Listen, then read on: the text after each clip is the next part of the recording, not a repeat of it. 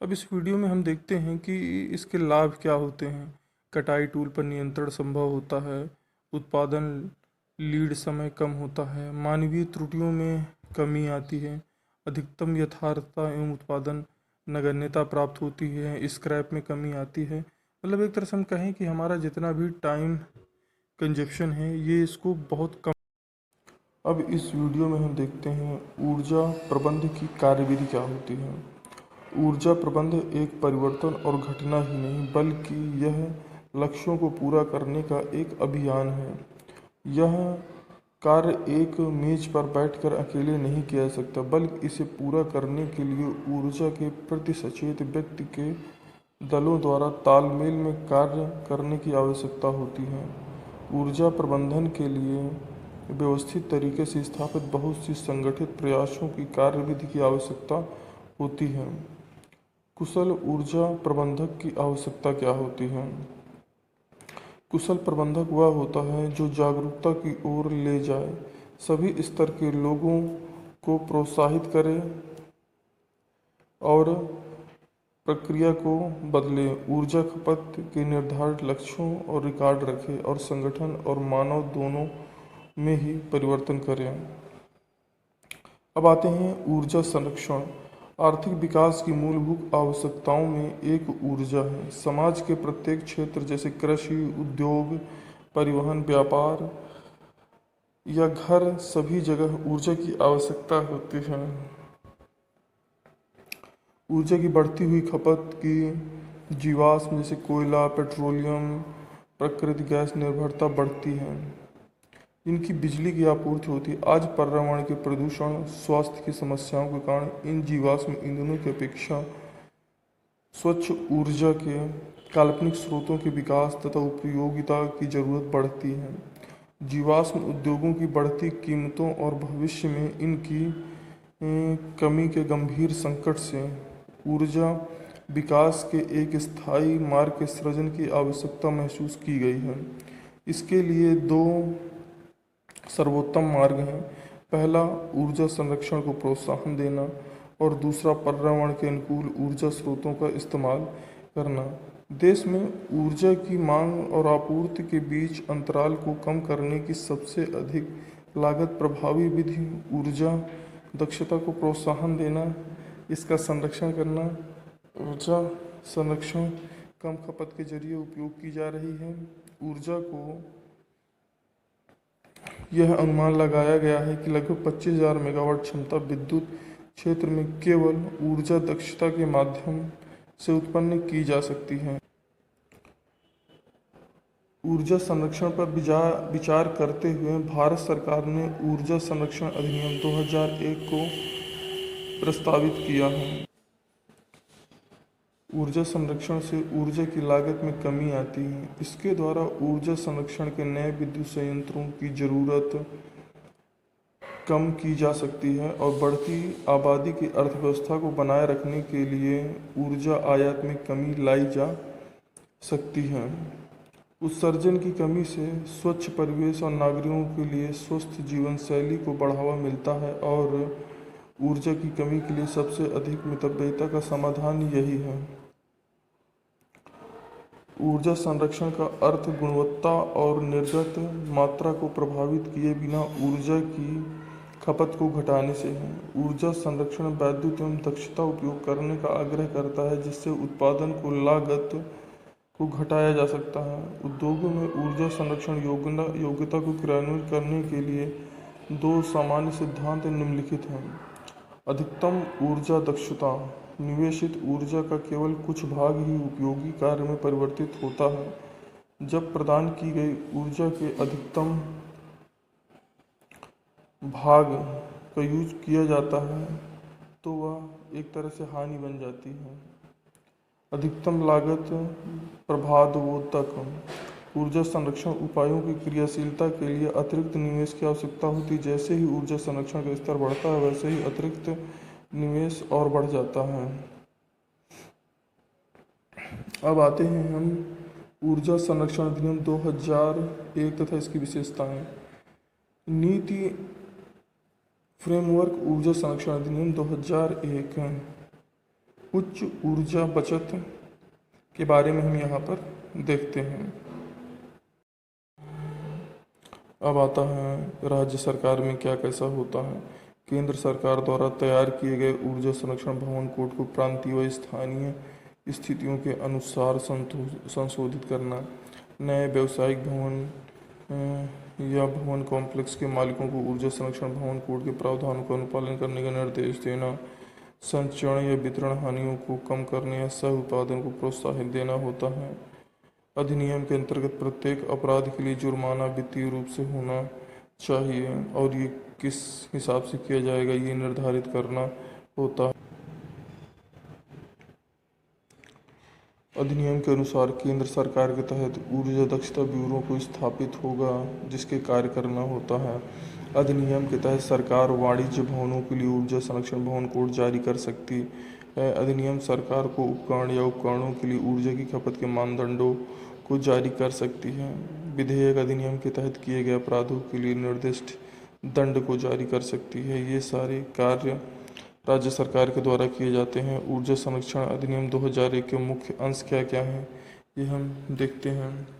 इस अधिनियम के तहत ऊर्जा दक्षता ब्यूरो की स्थापना दिनांक 1/3/2002 को हुई थी। यह ऊर्जा दक्षता और उपयोग के संरक्षण की नीतियों को जारी करता है। ऊर्जा संरक्षण अधिनियम 2001 के सर्वाधिक महत्वपूर्ण अंश क्या हैं? यह प्रत्यक्ष नामित उपभोक्ताओं के लिए ऊर्जा दक्षता उपयोग हेतु प्रमाणित ऊर्जा प्रबंधकों को नियुक्त करती है। समस्त उपयंत्रों उपकरणों को ऊर्जा खपत के मानकों को चस्पा देती है। राज्य स्तरीय सरकार को क्षेत्रीय स्थानीय मौसम के सिपाहियों स्थितियों के आधार पर ऊर्जा संरक्षण भवन अनुरोध करती है। मानक तथा लेबलिंग क्या होता है? बी की स्टार रेटिंग योजना को मानवीय पावर मंत्री द्वारा 2006 को लागू किया गया था। यह योजना फिलहाल निम्न में लागू की गई है। कमरा वातानुकूलन, पंखे, कलर, ये सब चीज़ों में लागू होती हैं। इस प्रकार हमारा ये चैप्टर ख़त्म हो जाता है और इसके तहत कुछ क्वेश्चन बनते हैं जो हमें करने ज़रूरी होते हैं। जैसे ऊर्जा प्रबंधन क्या है, इसके तहत हम देखते हैं कि किस प्रकार से हम ऊर्जा को प्रबंधित कर सकते हैं, कहाँ पर हमें कितनी ऊर्जा की आवश्यकता है कितनी नहीं, उसी हिसाब से हम ऊर्जा का उपयोग करेंगे। ऊर्जा प्रबंधन दल के कर्तव्य क्या होते हैं, कार्य क्या होते हैं, वो अपने अपने काम कैसे करते हैं, ऊर्जा प्रबंधन का सिद्धांत क्या होता है, उसी हिसाब से सारी चीज़ों को करना होता है। ऊर्जा संरक्षण विभिन्न सिद्धांतों को लिखना है। ऊर्जा संरक्षण अधिनियम क्या होता है उसके बारे में लिखना है। ऊर्जा संरक्षण अधिनियम के महत्वपूर्ण अंशों के बारे में लिखना है। संरक्षण तथा लेबलिंग क्या होती है उसके बारे में हमें समझाना है। ये सब कुछ हमको करना होता है, तो ये हम इसके अंतर्गत लाते हैं। तो मतलब कहने का यही है कि ऊर्जा संरक्षण जो हमारा होता है उसमें बहुत ही ज़्यादा ज़रूरी है और जो भी हो रहा है इसके बारे में हमें जानना भी बहुत ज़्यादा ज़रूरी है। तो ये वाला चैप्टर हमारा यहीं पर समाप्त होता है। Student, thank you for watching मी। और मैं ये कहूँगा कि मेरा चैनल सब्सक्राइब कर ले जिससे कि अगले आने वाली वीडियो आपको समय पर मिल सके। धन्यवाद। मानक और लेबलिंग का कार्य सुनिश्चित करना है। पहले से सूचित उपकरणों के लिए न्यूनतम ऊर्जा खपत तथा कार्य करने के लिए मानकों का विकास करना होता है। ऐसे उपकरणों का निर्माण, बिक्री और आयात पर रोक लगाना जो मानकों के अनुरूप नहीं है, ये सब मानक और लेबलिंग का काम होता है। उपभोक्ताओं को लाभ के बारे में जानकारी देना कि क्या इसमें आपको लाभ होगा क्या नहीं होगा, आपको किस तरह से चीज़ों को मैनेज करना है, ये सब देना काम होता है। नामित उपभोक्ता। ऊर्जा संरक्षण अधिनियम के तहत नामित उपभोक्ता के मुख्य प्रावधान। सरकार ऊर्जा गहन उद्योग अन्य प्रतिष्ठानों को नामित उपभोक्ता के रूप में अधिसूचित करेगी। अधिनियम की अधिसूची ऐसे नामित उपभोक्ता की सूची प्रदान करेगी जो मूल रूप से गहन उद्योग, रेलवे, पोर्ट ट्रस्ट, परिवहन सबके लिए होता है। नामित उपभोक्ता मान्यता प्राप्त ऊर्जा लेखा परीक्षण से ही संचालित एनर्जी का ऑडिट करेगा। नामित उपभोक्ताओं द्वारा केवल निर्धारित योग्यता वाले ऊर्जा प्रबंधकों की नियुक्ति किया जाएगा। नामित उपभोक्ता केंद्र सरकार द्वारा निर्धारित ऊर्जा खपत के मानदंडों और मापकों का पालन करेगा। नीतिगत विश्लेषण, परियोजना प्रबंधन, वित्त पोधक, ये सब करना पड़ता है। ऊर्जा संरक्षण भवन कोड ऊर्जा संरक्षण बोर्ड कोड से संबंधित नियमों को अधिसूचित किए जाने के बाद वाणिज्य भवनों के लिए संबंधित राज्यों द्वारा स्थानीय जलवायु परिस्थितियों या अन्य कारकों के अनुरूप घोषणा किया जाना। इसके अलावा इन मामलों में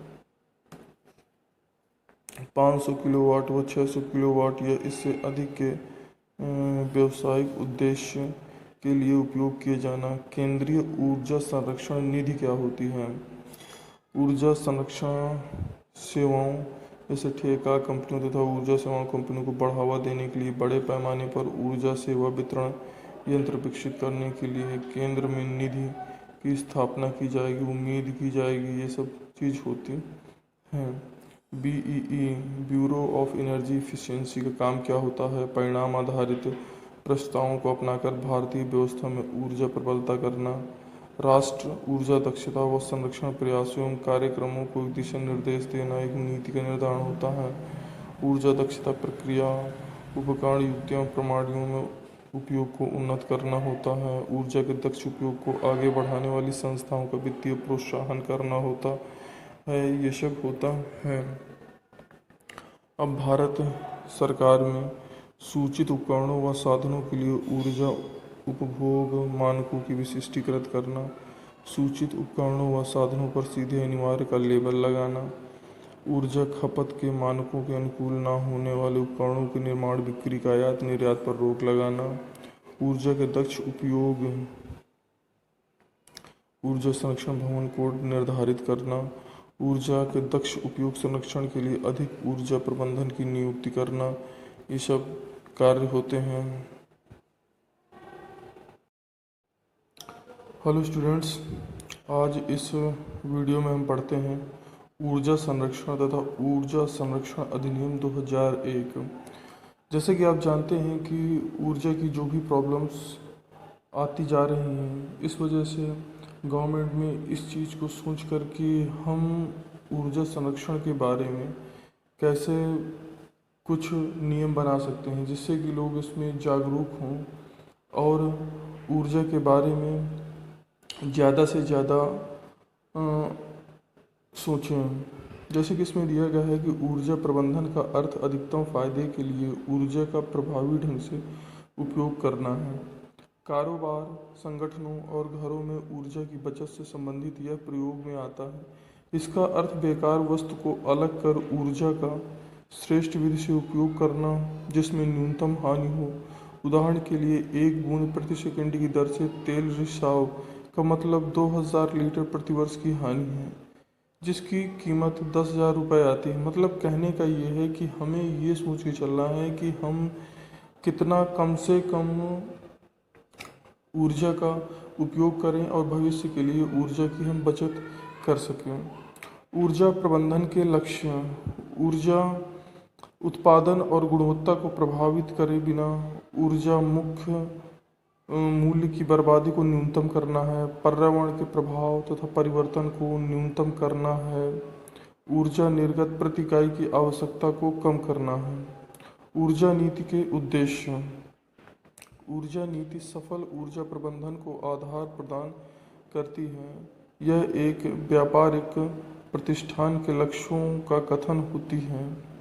ऊर्जा नीति ऊर्जा प्रबंधकों के मार्गदर्शन का कार्य करती है, जिसका लक्ष्य निर्धारण, उद्देश्य, गुणवत्ता और प्रक्रिया की जानकारी मिलती है। ऊर्जा प्रबंधन नीति के अंतर्गत वरिष्ठ प्रबंधक द्वारा वचनबद्धता की घोषणा होती है। ऊर्जा प्रबंधन दल कार्य एवं कर्तव्य: ऊर्जा प्रबंधन की योजनाओं का क्रियान्वयन करता है। ऊर्जा योजनाओं की देखभाल करना जो कि संगठन का एक भाग है और संगठन के सभी भागों को एकीकृत करना है। ऊर्जा हानियों को पहचानना, ऊर्जा संरक्षण माप द्वारा बचत का मूल्यांकन करना, संगठन के दूसरे कर्मचारियों को ऊर्जा संरक्षण के प्रति जागरूक करना है। ऊर्जा प्रबंधन की जिम्मेदारियां और कर्तव्य: नियंत्रण और कम लागत के लिए वार्षिक क्रियाकलाप योजना बनाना, प्रबंधन की आज्ञा से संगठन द्वारा ऊर्जा संरक्षण इकाई को स्थापित करना, ऊर्जा मूल्य को कम करने के लिए योजना बनाना, लागू करना और उनका प्रबंधन करना, संस्था के अन्य कर्मचारियों को जागरूक बनाना और आंतरिक प्रयोगशाला शोध करना तथा उससे प्राप्त परिणामों की जानकारी संबंधित दस्तावेजों में बांटना, सभी कर्मचारियों के लिए नियमित प्रशिक्षण देना, ऊर्जा लेख परीक्षण करने के लिए बाहरी सरकारी विभाग को बुलाना, ये सब काम होते हैं। ऊर्जा प्रबंधक के कर्तव्य, इसमें हम देखते हैं कि जो हमारा मैनेजर होता है, एनर्जी मैनेजर होता है, उसको ऊर्जा को कैसे प्रबंधित करके रखना है, मान्यता प्राप्त लेखा परीक्षक द्वारा की गई अनुशंसा पर की गई कार्यवाही और ऊर्जा खपत की जानकारी ब्यूरो ऑफ एनर्जी एवं राज्य स्तरीय नामित संस्था को निर्धारित मूल्य में भरकर भेजना चाहिए। ऊर्जा संरक्षण की सामान्य प्रवृत्ति का विश्लेषण करके एकत्रित सूचनाओं को रिकॉर्ड करने की अच्छी व्यवस्था स्थापित करनी चाहिए। ऊर्जा लेखा परीक्षा करने वाले लेखा परीक्षक के साथ सहयोग करना चाहिए। मांगी गई जानकारियां अधिनियम के तहत बोर्ड को देनी चाहिए। ऊर्जा प्रबंधन के सिद्धांत एवं कार्यनीति क्या होती हैं? ऊर्जा का उपयोग उसकी अधिकतम ऊर्जा क्षमता तक ही किया जाना चाहिए। सभी प्रकार की ऊर्जा आवश्यकता के अनुसार संभव न्यूनतम मूल्य पर उपलब्ध होना चाहिए। हानियों को कम करना चाहिए। ऊर्जा प्रबंधन की कार्यनीति के विभिन्न विवरण क्या होते हैं? उपयोग की गई ऊर्जा के प्रकार की जानकारी को सूचीबद्ध करना चाहिए। उपयोग की गई तकनीकी और मशीनों का अध्ययन करना चाहिए। आवश्यक तकनीकी और उपकरण की पहचान करना चाहिए। आवश्यक स्रोतों पर विचार विमर्श कर परिणाम करना चाहिए। वार्षिक पुनः परीक्षण करना चाहिए। मतलब कहने का ये मतलब है कि इसमें हम हर तरह से जो भी ऊर्जा के बारे में चीज़ें होती हैं कि कैसे उनको व्यवस्थित रखना है, उन सब चीज़ों के बारे में हम करते हैं। अब इस वीडियो में हम देखते हैं ऊर्जा प्रबंध की कार्यविधि क्या होती है। ऊर्जा प्रबंध एक परिवर्तन और घटना ही नहीं बल्कि यह लक्ष्यों को पूरा करने का एक अभियान है। यह कार्य एक मेज पर बैठकर अकेले नहीं किया जा सकता बल्कि इसे पूरा करने के लिए ऊर्जा के प्रति सचेत व्यक्ति के दलों द्वारा तालमेल में कार्य करने की आवश्यकता होती है। ऊर्जा प्रबंधन के लिए व्यवस्थित तरीके से स्थापित बहुत सी संगठित प्रयासों की कार्यविधि की आवश्यकता होती है। कुशल ऊर्जा प्रबंधक की आवश्यकता क्या होती है? कुशल प्रबंधक वह होता है जो जागरूकता की ओर ले जाए, सभी स्तर के लोगों को प्रोत्साहित करे और प्रक्रिया को बदले, ऊर्जा खपत के निर्धारित लक्ष्यों और रिकॉर्ड रखे और संगठन और मानव दोनों में ही परिवर्तन करें। अब आते हैं ऊर्जा संरक्षण। आर्थिक विकास की मूलभूत आवश्यकताओं में एक ऊर्जा है। समाज के प्रत्येक क्षेत्र जैसे कृषि, उद्योग, परिवहन, व्यापार या घर, सभी जगह ऊर्जा की आवश्यकता होती है। ऊर्जा की बढ़ती हुई खपत की जीवाश्म जैसे कोयला, पेट्रोलियम, प्राकृतिक गैस निर्भरता बढ़ती है। इनकी बिजली की आपूर्ति होती है। आज पर्यावरण के प्रदूषण, स्वास्थ्य की समस्याओं के कारण इन जीवाश्म ईंधनों की अपेक्षा स्वच्छ ऊर्जा के काल्पनिक स्रोतों के विकास तथा उपयोगिता की जरूरत बढ़ती है। जीवाश्म उद्योगों की बढ़ती कीमतों और भविष्य में इनकी कमी के गंभीर संकट से ऊर्जा विकास के एक स्थायी मार्ग के सृजन की आवश्यकता महसूस की गई है। इसके लिए दो सर्वोत्तम मार्ग हैं। पहला, ऊर्जा संरक्षण को प्रोत्साहन देना और दूसरा, पर्यावरण के अनुकूल ऊर्जा स्रोतों का इस्तेमाल करना। देश में ऊर्जा की मांग और आपूर्ति के बीच अंतराल को कम करने की सबसे अधिक लागत प्रभावी विधि ऊर्जा दक्षता को प्रोत्साहन देना, इसका संरक्षण करना। ऊर्जा संरक्षण कम खपत के जरिए उपयोग की जा रही है। ऊर्जा को यह अनुमान लगाया गया है कि लगभग 25,000 मेगावाट क्षमता विद्युत क्षेत्र में केवल ऊर्जा दक्षता के माध्यम से उत्पन्न की जा सकती है। ऊर्जा संरक्षण पर विचार करते हुए भारत सरकार ने ऊर्जा संरक्षण अधिनियम 2001 को प्रस्तावित किया है। ऊर्जा संरक्षण से ऊर्जा की लागत में कमी आती है। इसके द्वारा ऊर्जा संरक्षण के नए विद्युत संयंत्रों की ज़रूरत कम की जा सकती है और बढ़ती आबादी की अर्थव्यवस्था को बनाए रखने के लिए ऊर्जा आयात में कमी लाई जा सकती है। उत्सर्जन की कमी से स्वच्छ परिवेश और नागरिकों के लिए स्वस्थ जीवन शैली को बढ़ावा मिलता है और ऊर्जा की कमी के लिए सबसे अधिक मितव्ययिता का समाधान यही है। ऊर्जा संरक्षण का अर्थ गुणवत्ता और निर्गत मात्रा को प्रभावित किए बिना ऊर्जा की खपत को घटाने से है। ऊर्जा संरक्षण वैद्युत एवं दक्षता उपयोग करने का आग्रह करता है, जिससे उत्पादन को लागत को घटाया जा सकता है। उद्योगों में ऊर्जा संरक्षण योग्यता को क्रियान्वित करने के लिए दो सामान्य सिद्धांत निम्नलिखित हैं। अधिकतम ऊर्जा दक्षता: निवेशित ऊर्जा का केवल कुछ भाग ही उपयोगी कार्य में परिवर्तित होता है। जब प्रदान की गई ऊर्जा के अधिकतम भाग का यूज किया जाता है तो वह एक तरह से हानि बन जाती है।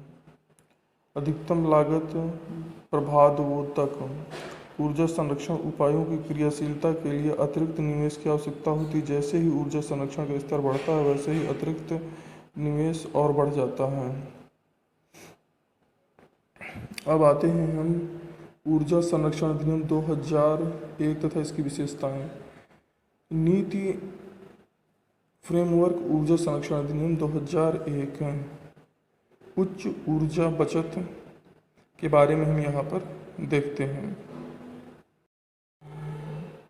अब आता है राज्य सरकार में क्या कैसा होता है। केंद्र सरकार द्वारा तैयार किए गए ऊर्जा संरक्षण भवन कोड को प्रांतीय व स्थानीय स्थितियों के अनुसार संशोधित करना, नए व्यावसायिक भवन या भवन कॉम्प्लेक्स के मालिकों को ऊर्जा संरक्षण भवन कोड के प्रावधानों का अनुपालन करने का निर्देश देना, संचरण या वितरण हानियों को कम करने या सह उत्पादन को प्रोत्साहित देना होता है। अधिनियम के अंतर्गत प्रत्येक अपराध के लिए जुर्माना वित्तीय रूप से होना चाहिए और ये किस हिसाब से किया जाएगा ये निर्धारित करना होता है। अधिनियम के अनुसार केंद्र सरकार के तहत ऊर्जा दक्षता ब्यूरो को स्थापित होगा जिसके कार्य करना होता है।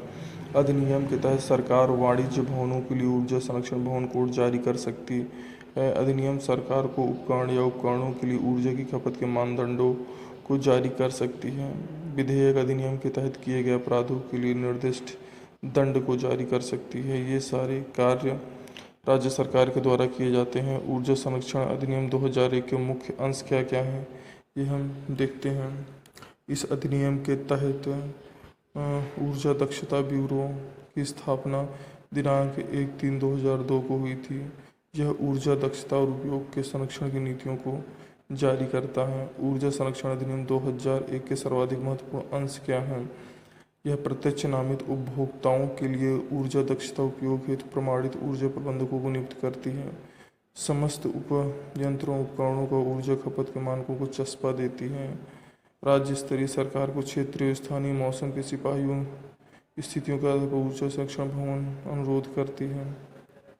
मानक तथा लेबलिंग क्या होता है? बी की स्टार रेटिंग योजना को मानवीय पावर मंत्री द्वारा 2006 को लागू किया गया था। यह योजना फिलहाल निम्न में लागू की गई है। कमरा वातानुकूलन, पंखे, कलर ये सब चीज़ों में लागू होती हैं। इस प्रकार हमारा ये चैप्टर ख़त्म हो जाता है और इसके तहत कुछ क्वेश्चन बनते हैं जो हमें करने ज़रूरी होते हैं। जैसे ऊर्जा प्रबंधन क्या है, इसके तहत हम देखते हैं कि किस प्रकार से हम ऊर्जा को प्रबंधित कर सकते हैं, कहाँ पर हमें कितनी ऊर्जा की आवश्यकता है कितनी नहीं, उसी हिसाब से हम ऊर्जा का उपयोग करेंगे। ऊर्जा प्रबंधन दल के कर्तव्य क्या होते हैं, कार्य क्या होते हैं, वो अपने अपने काम कैसे करते हैं, ऊर्जा प्रबंधन का सिद्धांत क्या होता है, उसी हिसाब से सारी चीज़ों को करना होता है। ऊर्जा संरक्षण के विभिन्न सिद्धांतों को लिखना है। ऊर्जा संरक्षण अधिनियम क्या होता है उसके बारे में लिखना है। ऊर्जा संरक्षण अधिनियम के महत्वपूर्ण अंशों के बारे में लिखना है। संरक्षण तथा लेबलिंग क्या होती है उसके बारे में हमें समझाना है। ये सब कुछ हमको करना होता है। तो ये हम इसके अंतर्गत लाते हैं। तो मतलब कहने का ये है कि ऊर्जा संरक्षण जो हमारा होता है उसमें बहुत ही ज़्यादा ज़रूरी है, और जो भी हो रहा है इसके बारे में हमें जानना भी बहुत ज़्यादा ज़रूरी है। तो ये वाला चैप्टर हमारा यहीं पर समाप्त होता है student. Thank you for watching मी, और मैं ये कहूँगा कि मेरा चैनल सब्सक्राइब कर ले जिससे कि अगले आने वाली वीडियो आपको समय पर मिल सके। धन्यवाद। मानक और लेबलिंग का कार्य सुनिश्चित करना है। पहले से सूचित उपकरणों के लिए न्यूनतम ऊर्जा खपत तथा कार्य करने के लिए मानकों का विकास करना होता है। ऐसे उपकरणों का निर्माण, बिक्री और आयात पर रोक लगाना जो मानकों के अनुरूप नहीं है, ये सब मानक और लेबलिंग का काम होता है।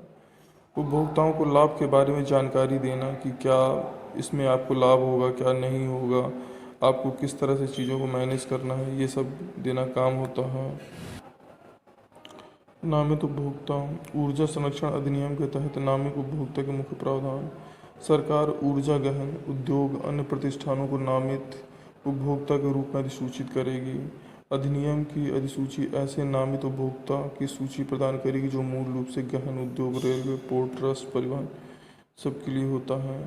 नामित उपभोक्ता मान्यता प्राप्त ऊर्जा लेखा परीक्षण से ही संचालित एनर्जी का ऑडिट करेगा। नामित उपभोक्ताओं द्वारा केवल निर्धारित योग्यता वाले ऊर्जा प्रबंधकों की नियुक्ति किया जाएगा। नामित उपभोक्ता केंद्र सरकार द्वारा निर्धारित ऊर्जा खपत के मानदंडों और मापकों का पालन करेगा।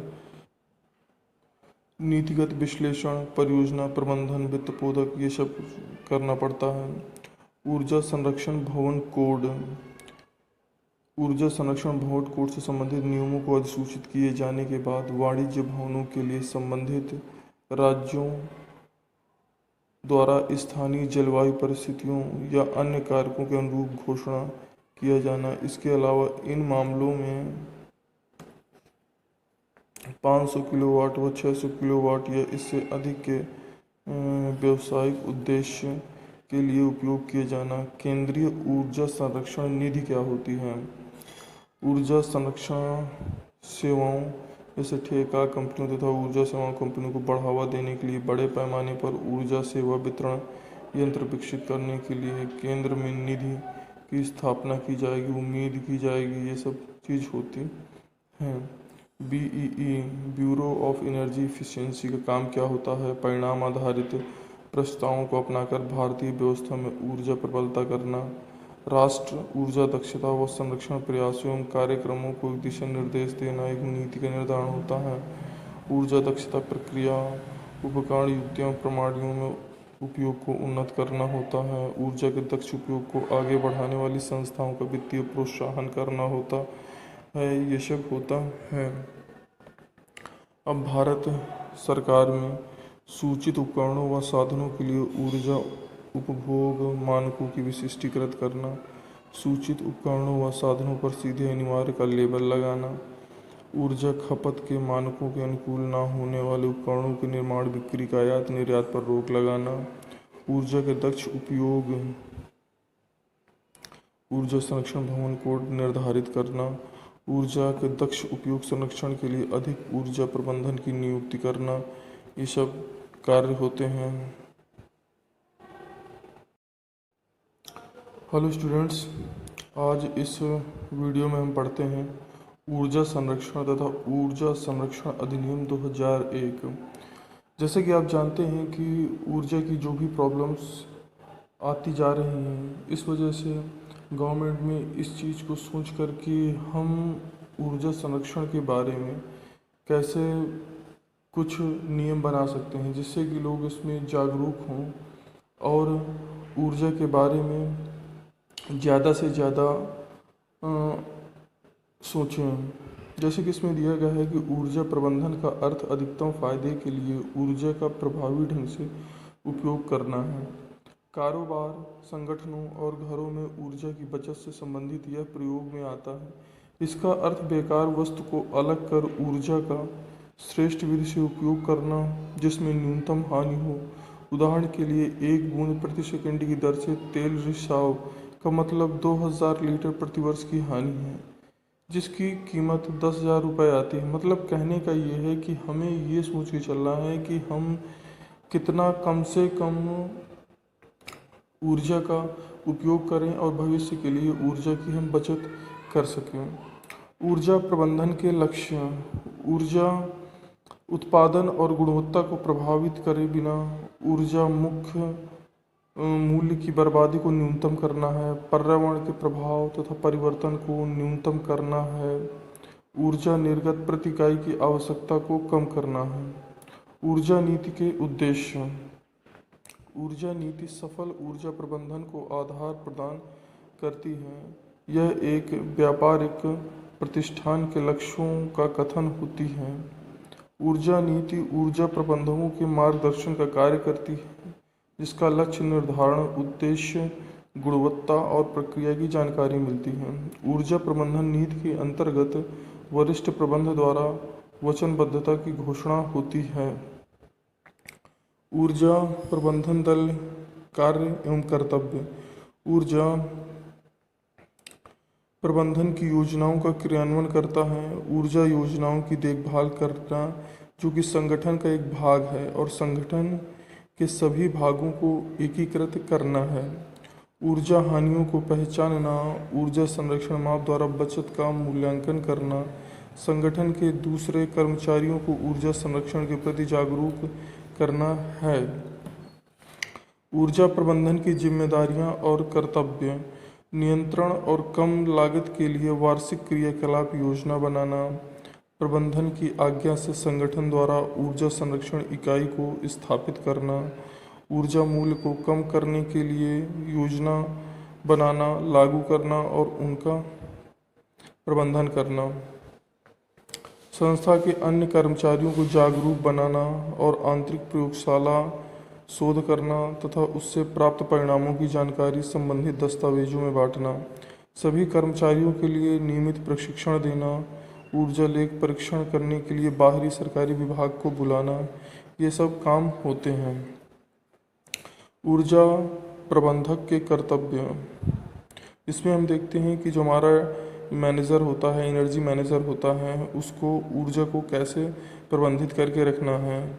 मान्यता प्राप्त लेखा परीक्षक द्वारा की गई अनुशंसा पर की गई कार्यवाही और ऊर्जा खपत की जानकारी ब्यूरो ऑफ एनर्जी एवं राज्य स्तरीय नामित संस्था को निर्धारित मूल्य में भरकर भेजना चाहिए। ऊर्जा संरक्षण की सामान्य प्रवृत्ति का विश्लेषण करके एकत्रित सूचनाओं को रिकॉर्ड करने की अच्छी व्यवस्था स्थापित करनी चाहिए। ऊर्जा लेखा परीक्षा करने वाले लेखा परीक्षक के साथ सहयोग करना चाहिए। मांगी गई जानकारियां अधिनियम के तहत बोर्ड को देनी चाहिए। ऊर्जा प्रबंधन के सिद्धांत एवं कार्यनीति क्या होती हैं। ऊर्जा का उपयोग उसकी अधिकतम ऊर्जा क्षमता तक ही किया जाना चाहिए। सभी प्रकार की ऊर्जा आवश्यकता के अनुसार संभव न्यूनतम मूल्य पर उपलब्ध होना चाहिए। हानियों को कम करना चाहिए। ऊर्जा प्रबंधन की कार्यनीति के विभिन्न विवरण क्या होते हैं। उपयोग की गई ऊर्जा के प्रकार की जानकारी को सूचीबद्ध करना चाहिए। उपयोग की गई तकनीकी और मशीनों का अध्ययन करना चाहिए। आवश्यक तकनीकी और उपकरण की पहचान करना चाहिए। आवश्यक स्रोतों पर विचार विमर्श कर परिणाम करना चाहिए। वार्षिक पुनः परीक्षण करना चाहिए। मतलब कहने का ये मतलब है कि इसमें हम हर तरह से जो भी ऊर्जा के बारे में चीज़ें होती हैं कि कैसे उनको व्यवस्थित रखना है, उन सब चीज़ों के बारे में हम करते हैं। अब इस वीडियो में हम देखते हैं ऊर्जा प्रबंध की कार्यविधि क्या होती है। ऊर्जा प्रबंध एक परिवर्तन और घटना ही नहीं, बल्कि यह लक्ष्यों को पूरा करने का एक अभियान है। यह कार्य एक मेज पर बैठकर अकेले नहीं किया जा सकता, बल्कि इसे पूरा करने के लिए ऊर्जा के प्रति सचेत व्यक्ति के दलों द्वारा तालमेल में कार्य करने की आवश्यकता होती है। ऊर्जा प्रबंधन के लिए व्यवस्थित तरीके से स्थापित बहुत सी संगठित प्रयासों की कार्यविधि की आवश्यकता होती है। कुशल ऊर्जा प्रबंधक की आवश्यकता क्या होती है। कुशल प्रबंधक वह होता है जो जागरूकता की ओर ले जाए, सभी स्तर के लोगों को प्रोत्साहित करे और प्रक्रिया को बदले, ऊर्जा खपत के निर्धारित लक्ष्यों और रिकॉर्ड रखे और संगठन और मानव दोनों में ही परिवर्तन करें। अब आते हैं ऊर्जा संरक्षण। आर्थिक विकास की मूलभूत आवश्यकताओं में एक ऊर्जा है। समाज के प्रत्येक क्षेत्र जैसे कृषि, उद्योग, परिवहन, व्यापार या घर, सभी जगह ऊर्जा की आवश्यकता होती है। ऊर्जा की बढ़ती हुई खपत की जीवाश्म जैसे कोयला, पेट्रोलियम, प्राकृतिक गैस निर्भरता बढ़ती है। इनकी बिजली की आपूर्ति होती है। आज पर्यावरण के प्रदूषण, स्वास्थ्य की समस्याओं के कारण इन जीवाश्म ईंधनों की अपेक्षा स्वच्छ ऊर्जा के काल्पनिक स्रोतों के विकास तथा उपयोगिता की जरूरत बढ़ती है। जीवाश्म उद्योगों की बढ़ती कीमतों और भविष्य में इनकी कमी के गंभीर संकट से ऊर्जा विकास के एक स्थायी मार्ग के सृजन की आवश्यकता महसूस की गई है। इसके लिए दो सर्वोत्तम मार्ग हैं।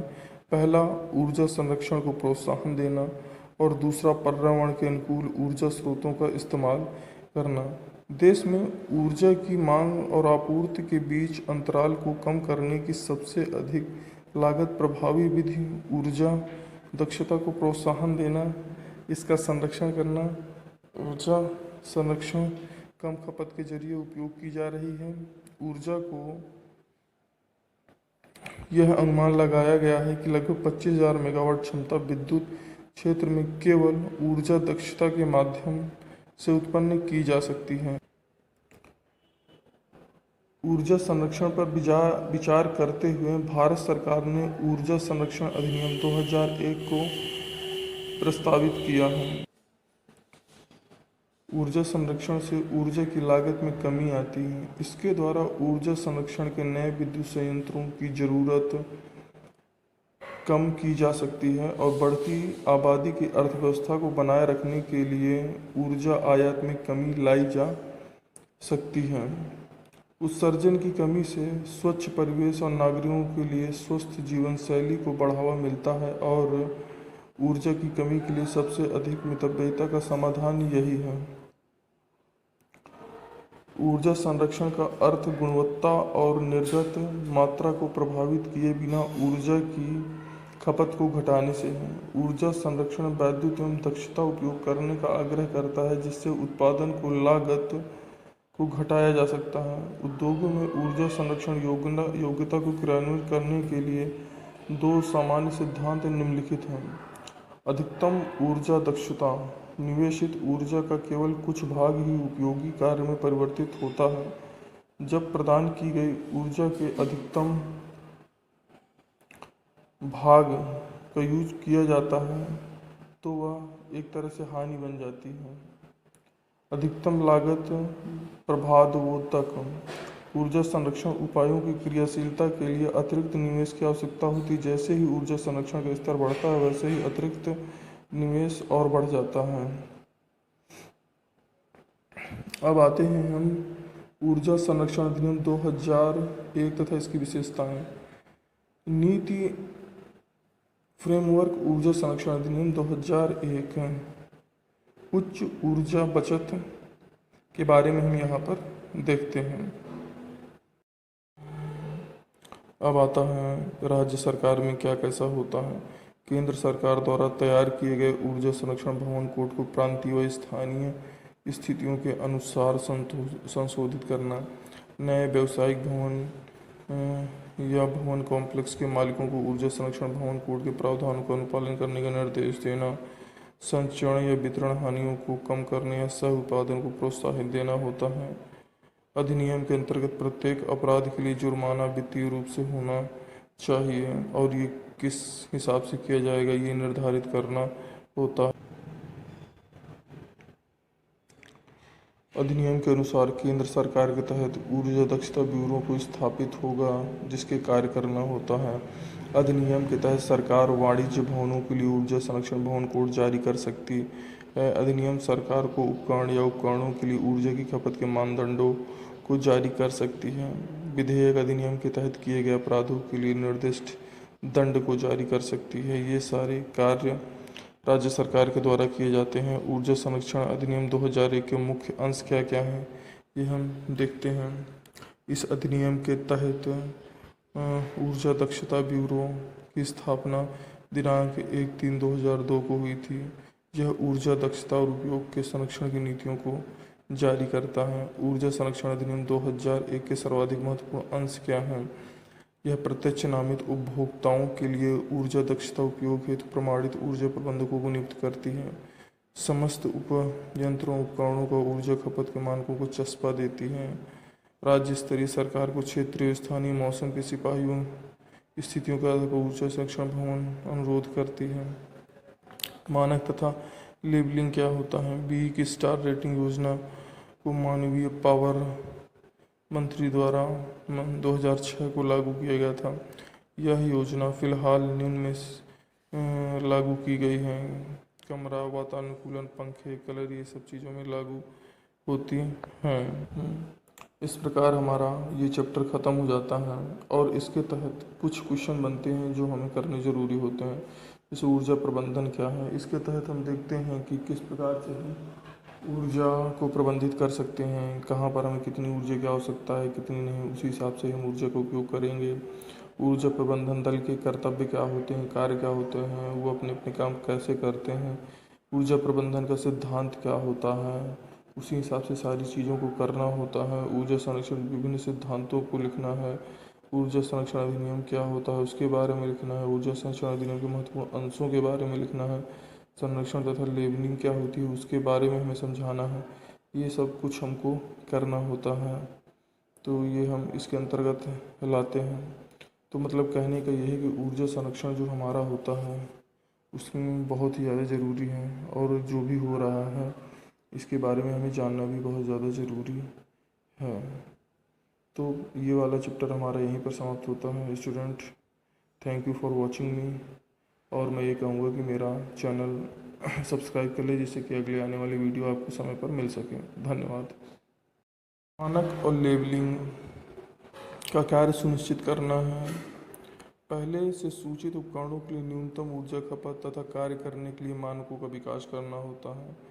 ऐसे उपकरणों का निर्माण, बिक्री और आयात पर रोक लगाना जो मानकों के अनुरूप नहीं है, ये सब मानक और लेबलिंग का काम होता है। उपभोक्ताओं को लाभ के बारे में जानकारी देना कि क्या इसमें आपको लाभ होगा, क्या नहीं होगा, आपको किस तरह से चीज़ों को मैनेज करना है, ये सब देना काम होता है। नामित उपभोक्ता। ऊर्जा संरक्षण अधिनियम के तहत नामित उपभोक्ता के मुख्य प्रावधान। सरकार ऊर्जा गहन उद्योग अन्य प्रतिष्ठानों को नामित उपभोक्ता के रूप में अधिसूचित करेगी। अधिनियम की अधिसूची ऐसे नामित उपभोक्ता की सूची प्रदान करेगी जो मूल रूप से गहन उद्योग, रेलवे, पोर्ट ट्रस्ट, परिवहन सबके लिए होता है। नामित उपभोक्ता मान्यता प्राप्त ऊर्जा लेखा परीक्षण से ही संचालित एनर्जी का ऑडिट करेगा। नामित उपभोक्ताओं द्वारा केवल निर्धारित योग्यता वाले ऊर्जा प्रबंधकों की नियुक्ति किया जाएगा। नामित उपभोक्ता केंद्र सरकार द्वारा निर्धारित ऊर्जा खपत के मानदंडों और मापकों का पालन करेगा। नीतिगत विश्लेषण, परियोजना प्रबंधन, वित्त पोधक, ये सब करना पड़ता है। ऊर्जा संरक्षण भवन कोड। ऊर्जा संरक्षण भवन कोड से संबंधित नियमों को अधिसूचित किए जाने के बाद वाणिज्य भवनों के लिए संबंधित राज्यों द्वारा स्थानीय जलवायु परिस्थितियों या अन्य कारकों के अनुरूप घोषणा किया जाना। इसके अलावा इन मामलों में 500 किलोवाट व 600 किलोवाट या इससे अधिक के व्यावसायिक उद्देश्य के लिए उपयोग किए जाना। केंद्रीय ऊर्जा संरक्षण निधि क्या होती है? ऊर्जा संरक्षण सेवाओं जैसे ठेका कंपनियों तथा ऊर्जा सेवा कंपनियों को बढ़ावा देने के लिए बड़े पैमाने पर ऊर्जा सेवा वितरण यंत्र विकसित करने के लिए केंद्र में निधि की स्थापना की जाएगी, उम्मीद की जाएगी, ये सब चीज़ होती हैं। BEE bureau of energy efficiency का काम क्या होता है? परिणाम आधारित प्रस्तावों को अपनाकर भारतीय व्यवस्था में ऊर्जा प्रबलता करना। राष्ट्र ऊर्जा दक्षता व संरक्षण प्रयासों एवं कार्यक्रमों को दिशा निर्देश देना एक नीति का निर्धारण होता है। ऊर्जा दक्षता प्रक्रिया, उपकरण, युक्तियों, प्रणालियों में उपयोग को उन्नत करना होता है। ऊर्जा के दक्ष उपयोग को आगे बढ़ाने वाली संस्थाओं का वित्तीय प्रोत्साहन करना होता है। ये सब होता है।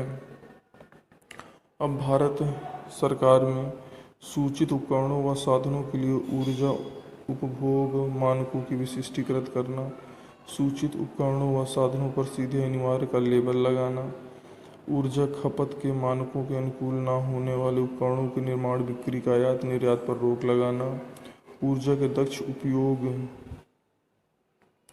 ऊर्जा संरक्षण भवन कोड निर्धारित करना, ऊर्जा के दक्ष उपयोग संरक्षण के लिए अधिक ऊर्जा प्रबंधन की नियुक्ति करना, ये सब कार्य होते हैं। हेलो स्टूडेंट्स, आज इस वीडियो में हम पढ़ते हैं ऊर्जा संरक्षण तथा ऊर्जा संरक्षण अधिनियम 2001। जैसे कि आप जानते हैं कि ऊर्जा की जो भी प्रॉब्लम्स आती जा रही हैं, इस वजह से गवर्नमेंट में इस चीज़ को सोच कर कि हम ऊर्जा संरक्षण के बारे में कैसे कुछ नियम बना सकते हैं जिससे कि लोग इसमें जागरूक हों और ऊर्जा के बारे में ज़्यादा से ज़्यादा सोचें। जैसे कि इसमें दिया गया है कि ऊर्जा प्रबंधन का अर्थ अधिकतम फायदे के लिए ऊर्जा का प्रभावी ढंग से उपयोग करना है। कारोबार, संगठनों और घरों में ऊर्जा की बचत से संबंधित यह प्रयोग में आता है। इसका अर्थ बेकार वस्तु को अलग कर ऊर्जा का श्रेष्ठ विधि से उपयोग करना जिसमें न्यूनतम हानि हो। उदाहरण के लिए 1 बूंद प्रति सेकंड की दर से तेल रिसाव का मतलब 2000 लीटर प्रति वर्ष की हानि है, जिसकी कीमत 10,000 रुपये आती है। मतलब कहने का ये है कि हमें ये सोच के चलना है कि हम कितना कम से कम ऊर्जा का उपयोग करें और भविष्य के लिए ऊर्जा की हम बचत कर सकें। ऊर्जा प्रबंधन के लक्ष्य: ऊर्जा उत्पादन और गुणवत्ता को प्रभावित करे बिना ऊर्जा मुख्य मूल्य की बर्बादी को न्यूनतम करना है, पर्यावरण के प्रभाव तथा परिवर्तन को न्यूनतम करना है, ऊर्जा निर्गत प्रति इकाई की आवश्यकता को कम करना है। ऊर्जा नीति के उद्देश्य: ऊर्जा नीति सफल ऊर्जा प्रबंधन को आधार प्रदान करती है। यह एक व्यापारिक प्रतिष्ठान के लक्ष्यों का कथन होती है। ऊर्जा नीति ऊर्जा प्रबंधकों के मार्गदर्शन का कार्य करती है, जिसका लक्ष्य निर्धारण, उद्देश्य, गुणवत्ता और प्रक्रिया की जानकारी मिलती है। ऊर्जा प्रबंधन नीति के अंतर्गत वरिष्ठ प्रबंधन द्वारा वचनबद्धता की घोषणा होती है। ऊर्जा प्रबंधन दल कार्य एवं कर्तव्य: ऊर्जा प्रबंधन की योजनाओं का क्रियान्वयन करता है। ऊर्जा योजनाओं की देखभाल करना जो कि संगठन का एक भाग है और संगठन के सभी भागों को एकीकृत करना है।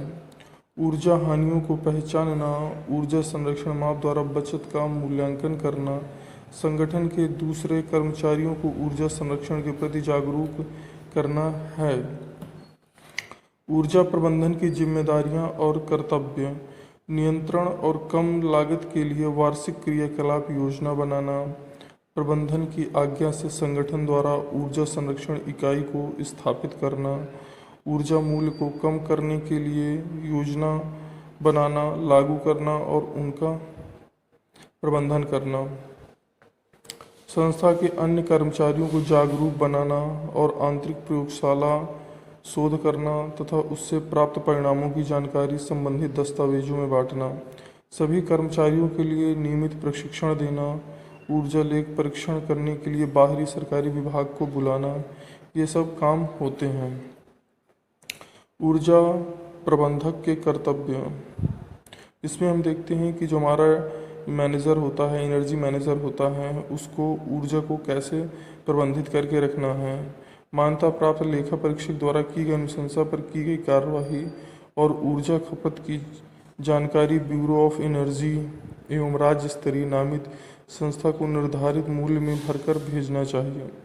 ऊर्जा संरक्षण की सामान्य प्रवृत्ति का विश्लेषण करके एकत्रित सूचनाओं को रिकॉर्ड करने की अच्छी व्यवस्था स्थापित करनी चाहिए। ऊर्जा लेखा परीक्षा करने वाले लेखा परीक्षक के साथ सहयोग करना चाहिए। मांगी गई जानकारियां अधिनियम के तहत बोर्ड को देनी चाहिए।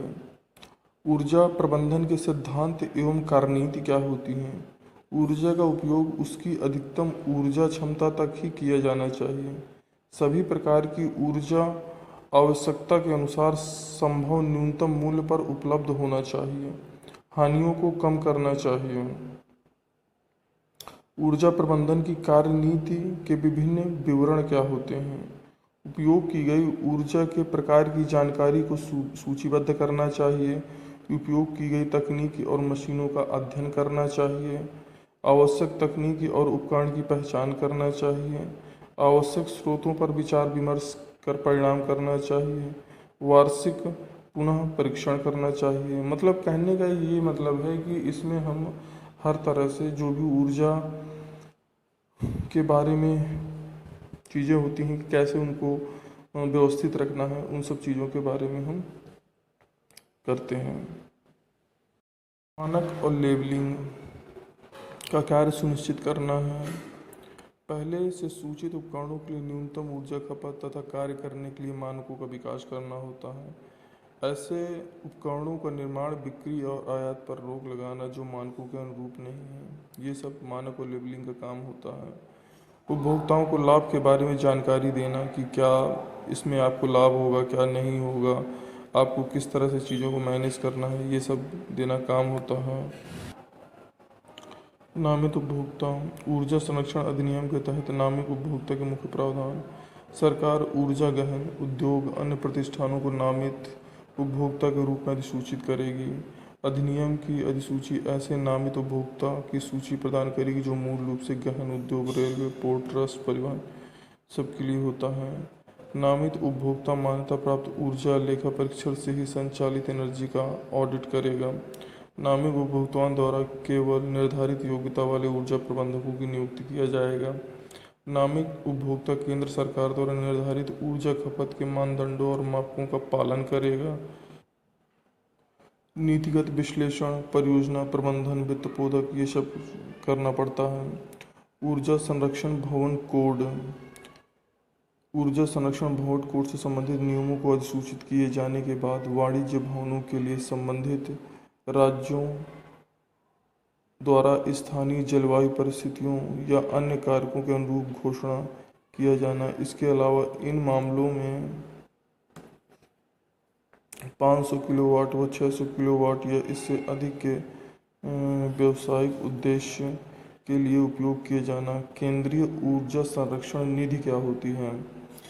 ऊर्जा संरक्षण सेवाओं जैसे ठेका कंपनियों तथा ऊर्जा सेवा कंपनियों को बढ़ावा देने के लिए बड़े पैमाने पर ऊर्जा सेवा वितरण यंत्र विकसित करने के लिए केंद्र में निधि की स्थापना की जाएगी, उम्मीद की जाएगी, ये सब चीज़ होती हैं। BEE bureau of energy efficiency का काम क्या होता है? परिणाम आधारित प्रस्तावों को अपनाकर भारतीय व्यवस्था में ऊर्जा प्रबलता करना। राष्ट्र ऊर्जा दक्षता व संरक्षण प्रयासों एवं कार्यक्रमों को दिशा निर्देश देना एक नीति का निर्धारण होता है।